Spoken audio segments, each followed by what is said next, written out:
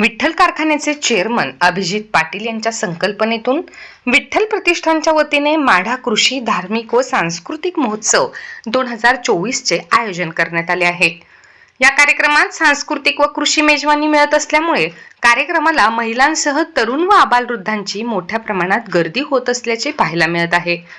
दिनांक 12 ते 16 ऑक्टोबर दरम्यान चालणाऱ्या या कार्यक्रमामध्ये महाराष्ट्रातील सुप्रसिद्ध विनोदी कलाकारांचे कार्यक्रम होत असून या कार्यक्रमांमुळे संपूर्ण माढा विधानसभा मतदारसंघांमध्ये नवचैतन्याचे वातावरण निर्माण झाले आहे। कारण पहिल्यांदाच माढामध्ये असा एक आगळावेगळा कार्यक्रम साजरा होत आहे। मंगळवारी कॉमेडी कलाकारांचा कार्यक्रम झाल्यानंतर पत्रकारांशी संवाद साधताना अभिजित पाटील काय म्हणाले ते पहा। माढ्यामध्ये 30 वर्षानंतर असे कार्यक्रम होत आहेत। लोकांचा उत्स्फूर्त प्रतिसाद आहे। महिलाही मोठ्या संख्येने आले आणि अभिजित आबा पर्व विठ्ठल कारखान्याला जे सुरू झालं होतं पंढरपूर तालुक्यात, त्या पर्वाने आता माढ्यात एंट्री केली। परिवर्तनाच्या उंबरठ्यावर माढा येऊन ठेपलाय, काय सांगा? खरं तर आज खूप मोठा प्रतिसाद या माडेकरांनी त्या ठिकाणी देत आहेत आणि माढा कृषी व सांस्कृतिक महोत्सवाला खूप मोठ्या प्रमाणात लोक येत आहेत, त्या ठिकाणी आज लाभ घेत आहेत। आणि यातून एका सांस्कृतिक कार्यक्रमाच्या सोबत त्या ठिकाणी आम्ही प्रबोधनाचं आज एकरी 100 टन ऊस असेल, त्या ठिकाणी आज आम्हाला दूध व्यवसाय असेल, भास्कर पेरे पाटील असतील, या सगळ्यांना हवामान तज्ज्ञ आणि त्याचबरोबर हे सांस्कृतिक कार्यक्रम, काल इंदुरीकर महाराजांचं कीर्तन झालं, शिंदेंची भारदार गाणी आहेत आणि आज वेगवेगळे सिने कलाकार येत आहेत आणि लोकांमध्ये खूप मोठा उत्साह प्रतिसाद मिळतोय। हे माडेकरांना त्या ठिकाणी पाहायला मिळालं नव्हतं। आपल्याला पण माहिती आहे की पंढरपूरमध्ये आपण आदेश बांदेकर असेल, प्रदीप मिश्रा महाराज असतील, असे असंख्य कार्यक्रम पंढरपूरमध्ये देखील आपण घेतले होते। हा लोकांच्या चेहऱ्यावरती आनंद फुलवणे आणि त्यांच्या आयुष्यामध्ये सुखाचे काही क्षण आपण आणून देणे हा प्रामाणिक प्रयत्न मी करतोय आणि त्याला प्रतिसाद मिळतोय। तुमच्या प्रामाणिक प्रयत्नामुळे इथल्या मातब्बर लोकांच्या घरामध्ये भांडणं लागले, घरात मेळ करायची वेळ त्यांच्यावर आली, काय सांगाल? खरं तर माझ्यासारख्या कार्यकर्त्याची भूमिका ही असते की कुणाच्या घरात कलह होऊ नये, परंतु योगायोगानं माझ्यामुळं जर त्यांच्या घरातलं मिटत असेल तर त्याचं थोडं पुण्य तरी मला मिळेल। 35चा धक्का दिला, जिल्ह्याला तुम्ही हातरून सोडलं, आता तुम्ही पुन्हा सामाजिक बांधिलकीचा वेगवेगळे कार्यक्रम त्या ठिकाणी घेताय, लोकांशी अटॅचमेंट या ठिकाणी वाढायला लागले, काय सांगाल? महत्त्वाची गोष्ट अशी आहे की मी सामान्य कुटुंबातला आहे, शेतकऱ्याचा पोरगा म्हणून शेतकऱ्यासाठी जर 3500 रुपये भाव देऊ शकत असेल तर मी दिला पाहिजे, त्या प्रामाणिक भावनेतला मी आहे आणि त्या प्रामाणिक भावना लोकांना समजते, त्यामुळे त्या ठिकाणी खूप मोठा प्रतिसाद मिळतोय। आज ऊस दर दिला आणि त्या ठिकाणी ऊस नेला हे कारखान्याच्या चेअरमनचं काम आहे, परंतु आमदार म्हणून ज्यावेळेस आपण निवडणुकीला सामोरे जाऊ त्यावेळेस सामाजिक भान, समाजातले प्रत्येक घटक त्या ठिकाणी अटॅच झाले पाहिजे। ऊस आणि ऊसाचा शेतकरी एवढ्यावरती विकास होणार नाही। 936 योजना जे आज मी आपल्या सगळ्यासमोर विजन मांडलं, या माध्यमातून या माढा परिसराचा सर्वांगीण विकास सगळ्या क्षेत्रातला होण्यासाठी ह्या पद्धतीनं आम्ही काम करू आणि त्याला खूप प्रतिसाद मिळतोय। सांस्कृतिक कार्यक्रमाच्या माध्यमातून मला जास्तीत जास्त लोकांपर्यंत पोहोचण्याचा हा स्वार्थातनं परमार्थ आहे। स्वार्थ म्हणजे मी लोकांपर्यंत पोहोचतोय आणि परमार्थ म्हणजे त्यांच्या चेहऱ्यावरती हसू आनंद मिळतोय, तो कार्य माझ्यासाठी देणगी आहे। उजनी धरण उशाला आहे, पण माढा शहरामध्ये माढा तालुक्यामध्ये पिण्याच्या पाण्याचा प्रश्न बिकट झालाय।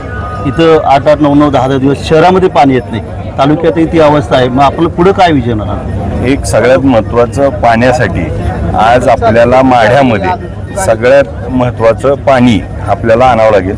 पाणी हे शेतीबरोबर पिण्याचं तर आणायचंच आहे आणि शेतीसाठी जे उपसा सिंचनच्या माध्यमातून पाणी अपुरं पडते। आज उपसा सिंचनच्या बाबतीत माझ्यावरती काही लोक टीका करतात की हे आमदार झाल्यावरती बंद पडेल, पण एक सगळ्यात महत्त्वाची गोष्ट आहे की त्यांच्या मनात मी आमदार झालोय, त्यामुळं मी आता त्यांच्याच मनात जिंकलोय, त्यामुळे मी पण जिंकलेलोच आहे। राहिला प्रश्न त्याच्यावरती 3 लोकांनी कामाला लावलेत, मी म्हणलं 6 कामाला लावू। उपसा सिंचन पूर्ण ताकदीनं चालू आणि माढ्यातल्या प्रत्येक गावापर्यंत पाणी कसं पोचेल। आज आमच्या तुळशीला, जाधववाडीला, बैरागला, मोडलिमला, खायराव उपसा सिंचन आहे, माणेगाव असेल, असे किती तर गाव आहे ज्याला अजून पाणी पोचलं नाही आणि त्या ठिकाणी फारच होतोय। तर तो पाणी आपल्याला शेवटच्या माणसापर्यंत पोचवून त्या ठिकाणी माढा शहराची पिण्याची पाण्याची भूक देखील त्या ठिकाणी तहान देखील आपल्याला भागवायची आहे आणि यासाठी आपल्याला खूप मोठ्या पद्धतीने काम करता येईल। आणि त्यासाठी सातत्याने पाठपुरावा गरजेचा आहे आणि तो मी करेन. आज निवडणूक जाहीर झाली, आचारसंहिता अंतिम टप्प्यात त्या ठिकाणी येते, आचारसंहिता सुरू झाली.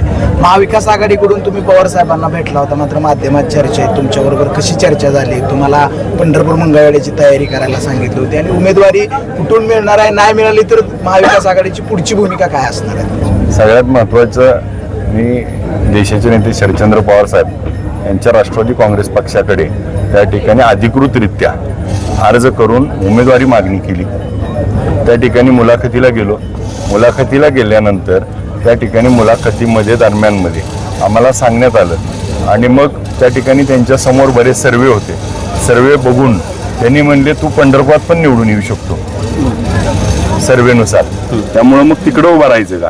मग मी त्या स्पष्ट भूमिका घेतली की मला पंढरपूर नको. आता मंगळवेढा पंढरपूरमध्ये तयारी झाली, जरी आज माढ्यात मी तयारी केली आहे आणि आपल्याच त्या ठिकाणी चर्चेनुसार मी आता माढ्याची तयारी झाली आहे आणि आता माढ्याच्या लोकांना त्या ठिकाणी दिलेला शब्द पाळायचा आहे आणि तिथं त्या ठिकाणी जो काही आज आपल्या सगळ्यांच्या आशीर्वादानं खूप मोठा प्रतिसाद मिळतोय, त्यामुळे नक्की उद्याची देखील वरून देखील सकारात्मक भूमिका येईल आणि मला त्याबद्दल कुठलीही शंका मनात नाही. तुम्ही पाठीमागं जे प्रश्न विचारले त्यावेळेस म्हणलं होतं की समोरच्याची भूमिका स्पष्ट नाही. त्याने आता महायुती तर सोडलेलं आहे, समजा नाही उमेदवारी इकडून मिळाली तर महायुतीकडनं इच्छुक असणार का तुम्ही? नाही, मूळ मुद्दा आहे की मी त्यांच्यावर अर्जच केला नाही, मागणीच केली नाही, त्यामुळे प्रश्नच नाही.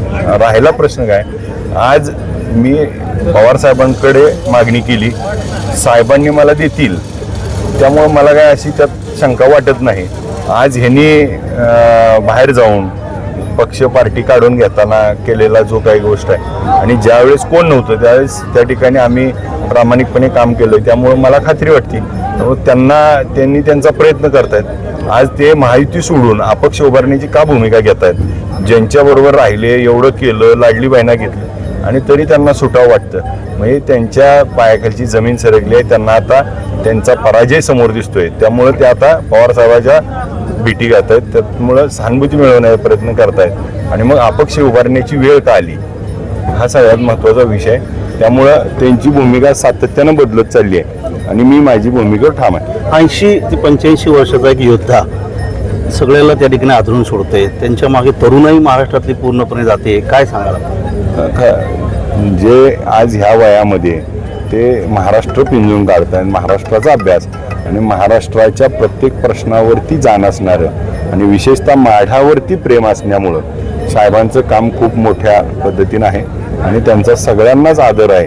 आज युवकांची त्या ठिकाणी खूप मोठी क्रेज आहे आणि त्यांचा देखील सगळ्याला आशीर्वाद मिळतो. तुमच्या बरोबरीनं प्रामुख्यानं मोहिते पाटील कुटुंबातील सुद्धा एक नाव पुढे येतं, त्यांच्याबरोबर काय तुमचा संवाद झाला आहे? दोघांपैकी एकाची उमेदवारी फायनल झाली तर आपण कशा पद्धतीने पुढे जायचं? मोहिते पाटील तुमच्या बाजूने सकारात्मक आहे? नाही, मुळामध्ये मुलाखतीला त्यांनी आलेले नव्हते, त्यामुळे इच्छुक आहे ते आपल्याकडनंच कळालं.